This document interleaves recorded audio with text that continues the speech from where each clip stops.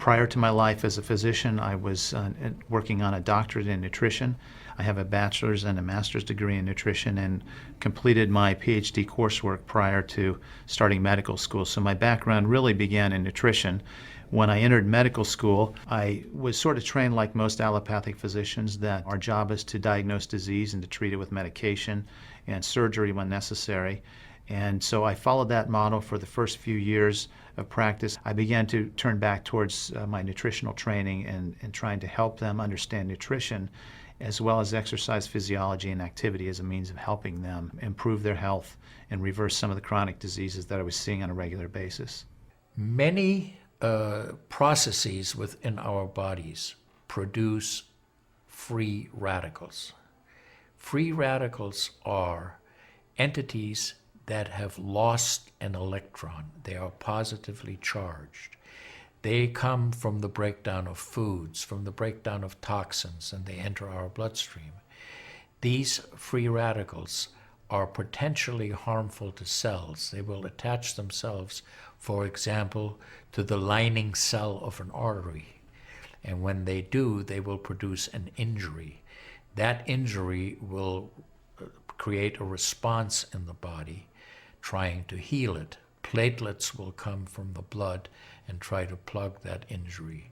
And in the process of making a clot, in the process of then bringing in scavenger cells to repair the damage, the blood vessel is damaged. That's one of the theories of atherogenesis. I've been here for over 20 years as a dentist, and prior to that I was a dental hygienist. When I worked as a dental hygienist, I got very interested in nutrition and the nutrition and how it relates to the teeth and how it relates to the person. I've been asking every patient, most of the patient comes every 3 years or so. So I observe every year carefully, and I tell them your colon becoming very firm and tight and developing more pockets. So you have to change your diet, to my diet.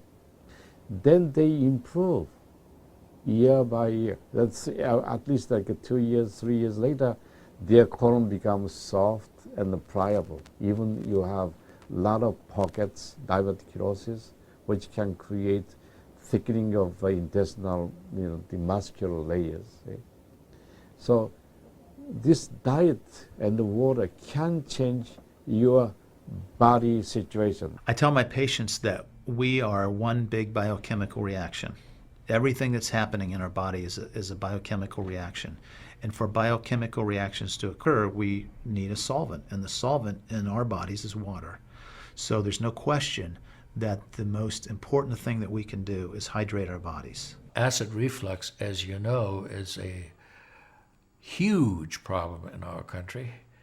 People who are obese tend to have it because their stomach and their gastroesophageal junction gets shoved up into the chest. Their lower esophageal sphincter isn't tight, and the esophagus is squamous epithelium. It's a different lining from the stomach, and it doesn't tolerate acid. So when the valve that connects the stomach to the esophagus, that interconnection doesn't function, the acid suddenly starts bathing this lining of the esophagus in acid, and it can't tolerate it. It's painful. People have that terrible sour taste in the back of their throat. When we treat chronic disease with medication and we don't really attack the root cause, which is oxidative stress, free radical damage, we're not really treating or curing the disease, we're managing the disease. Antioxidants have become very, very popular because they are electron donors. And when they meet a free radical, that free radical gets what it wants. It gets its electron, and it's neutralized. Now, the oxidation reduction potential of Kangen water is gigantic. It's about 30 times greater than the famous green tea. Everyone knows about green tea being a profoundly good antioxidant. Fruits, vegetables are considered antioxidants. Kangen water at a pH of 9.5 can have a negative, which is an electron donating reduction potential of up to 600 millivolts. It's measured in millivolts. You couldn't eat enough fruits and vegetables to get anywhere near that amount into your system. So it's a very, very beneficial thing to our health. We rely on oxidative stress to kill bacteria and viruses and fungi. But oxidative stress in excess, when we don't have the proper balance, when we have too much oxidation and not enough of its counterpart, which is reduction, then we get into this situation where we start to see degeneration occur in cells, in the tissues, and ultimately in the body. We get degeneration of the body, we get aging, and we get chronic disease. Oxidative stress is the mechanism by which all this happens. I find that drinking Kangen water is satisfying because it quenches one's thirst. One is able to drink a lot more because you don't get that bloated feeling. It is as if the water is very much more quickly absorbed. And there are studies that have shown that from the Japanese literature, that the water starts being absorbed in the distal esophagus before it even hits the stomach. Is absorbed in the stomach, and then by the time the duodenal sweep has been reached, it's practically already totally absorbed. Oxidized water is a very, unhealthy to me. So I don't drink that kind of water, but I drink alkalinized water. New York water, they say, the best water, but it still contains the chlorine. Why did they put the chlorine in? Because that the chlorine put into the water, that it creates the free radicals, and that free radicals can kill the bacteria. So that the chlorine in water is, there is no bacteria resides. So it's a healthy water, they call. But for a health point of view, taking this chlorine containing water is actually oxidized water. When I found out that the Kangen water machine makes 7 types of water, I started exploring the high end, the 11.5, and the 2.5 end of that water.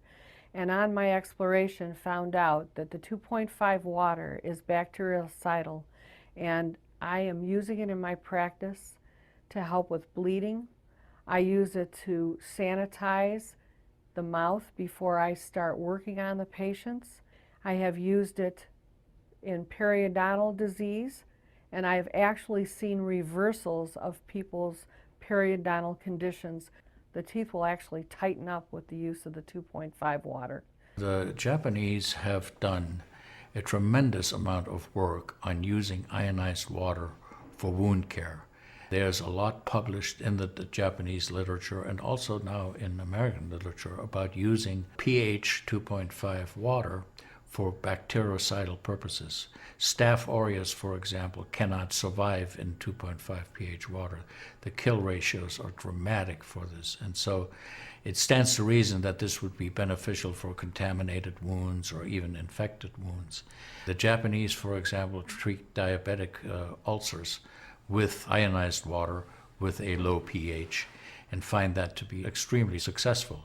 They also have published a lot on it, and the before and after pictures are very dramatic. The pH 2.5 water has tremendous antibacterial properties against both gram-negative and gram-positive organisms. The benefit for me as a physician to use water to treat bacterial infections is phenomenal. Number one, water's cheap. Secondly, it's very effective. We've seen through studies, and I've seen through my own observations with patients, that it's very effective. And thirdly, there's no side effects to it. With the standard American diet, it's actually very sad. I mean, that is what it stands for. Standard American diet is filled with sugars and the high energy drinks, and even the bottled waters, the potato chips and the pizza, and the things that these children are getting in the vending machines. All of that is acidic. And now, with Kangen water, we have an alkaline water that actually will help reverse what conditions may occur using all those acidic items in our diet. You think the skin is only young? No, artery is young too. So I did the CT scan, my coronary artery, and my coronary artery didn't show any narrowing or stricture. most of people who are eating a lot of beef, meat, and a lot of oxidized waters, they tend to develop more narrowing strictures. And many people, even in the 50s, they had the bypass procedure, the stent in, all kind of problems in the artery. Definitely the drinking alkalized water and ionized water is more beneficial for us, for our health. One of the things that you learn is called primum non nocere. Above all, do no harm. That is the duty of a physician. It dates back to Hippocrates. None of us want to do harm. What we should do, and I think when we're convinced of something that is really truly good for people, we should go and recommend it to people. Anytime our body sees protein that it doesn't recognize, we have the susceptibility to cause an inflammatory reaction or an allergic reaction. I think that helps me understand why so many asthmatics and why so many people with allergic rhinitis and other allergies do very well with this water in terms of controlling their allergies, because I really do think there's a connection there with incompletely digested proteins through the typical American diet that we consume. Periodontal disease affects 75% of the population.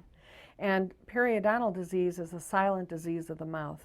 In other words, you don't really know you have it until it's too late. What I have found is that we do comprehensive cleanings on people to try to get their mouth healthy again. But we use as an adjunct the acidic water that we make here at the office with our Kangen machine, and we use it under the sulcus of all the teeth, in other words, around the teeth and the gums, to clean all the bacteria during our procedures. And we also send the patient home with the water, because I'm sure you've heard the eyes are the mirror to the soul, well, the mouth is the mirror to the rest of the body. There is so much evidence that we're doing good. Look at Japan. The country of Japan has the highest consumption of ionized water in the world. Now, I'm not saying it is necessarily a direct effect, but they are also number one in overall health care in the world and number one in longevity in the world. When we compare that to the United States, we're number 38 in longevity and in overall health. The Cubans have better health than we do. We need to respect the fact that we have all these built-in mechanisms to help us fight disease, to maintain our health. But we need to support ourselves in that healing process by eating natural foods, by drinking the right type of water, by managing stress, by getting plenty of exercise and plenty of oxygen to our lungs. This is a very important. You just change your diet very little bit. Enjoy the health, enjoy your longevity too. I think number one most important thing is water. To drink water, alkalized and ionized water, which is Kangen water. I'm very excited that Kangen water is here to help both children and adults alike. I'm having great results with it in my practice, and my patients are loving it. I've had the great fortune in my life to have graduated from one of the finest medical schools in the world, Harvard. I was trained in the Harvard residency program. I've spent my entire professional career affiliated with that institution. One of the best things, next to being affiliated with this great institution, has been my discovery of Kangen water. For those of you who are trying to optimize your health and trying to do everything you can to have good health, to maintain your health, preserve your health, my plea is just try the water. There's nothing more simple, there's nothing more inexpensive, and there's nothing more powerful and effective than Kangen water. In Japan, they have a saying, Mizuo Kayareba, Jinsei Kawaru.